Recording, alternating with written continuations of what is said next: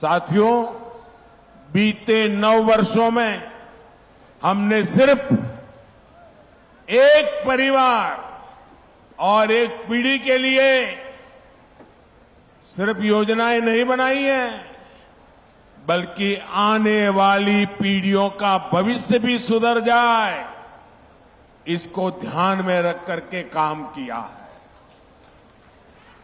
अब जैसे गरीबों के घर की योजना है, अभी तक देश में 4 करोड़ से अधिक परिवारों को पीएम आवास योजना के पक्के घर मिल चुके हैं। आज भी यहां यूपी के 4.5 लाख गरीब परिवारों को पक्के घर सुपुर्द किए गए हैं। सावन के महीने में महादेव की ये कितनी बड़ी कृपा हुई है। साथियों, जिन गरीबों को ये घर मिले हैं, उनकी एक बहुत बड़ी चिंता खत्म हो जाती है। सुरक्षा की भावना उनके भीतर आ जाती है।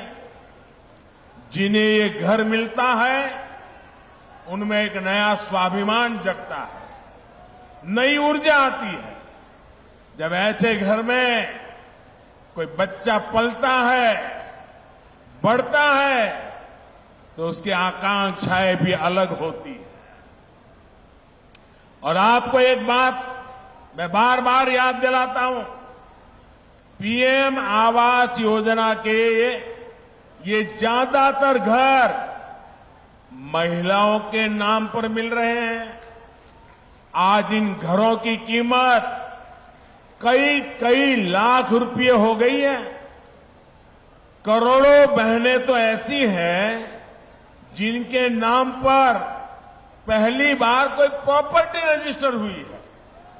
इससे गरीब परिवारों की बहनों को जो आर्थिक सुरक्षा की गारंटी मिली है, ये वो ही जानती है।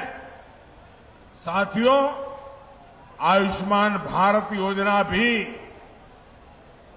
सिर्फ 5 लाख रुपए के मुफ्त इलाज तक सीमित नहीं है। इसका प्रभाव कई पीढ़ियों तक पड़ रहता है।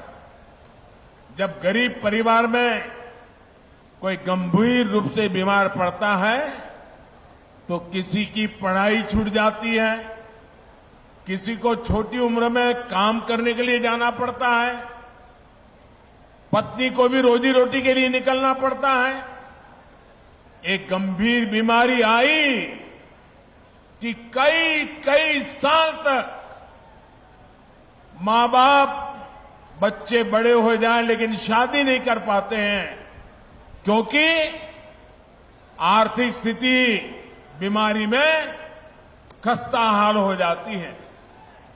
और गरीब के सामने 2 ही विकल्प होते हैं, या तो वो अपनों को अपनी आंखों के सामने जिंदगी के लिए संघर्ष करते देखे, या घर खेत बेच दे, किसी से इलाज के लिए कर्ज ले। जब प्रॉपर्टी बिकती है, कर्ज का बोझ बढ़ता है, तो आने वाली कई पीढ़ियां प्रभावित हो जाती है। आयुष्मान भारत योजना आज गरीब को इसी संकट से बचा रही है। इसलिए मैं मिशन मोड पर लाभार्थियों तक आयुष्मान कार्ड पहुंचाने के लिए इतना अधिक प्रयास कर रहा। आज भी यहां से 1 करोड़ 60 लाख लाभार्थियों को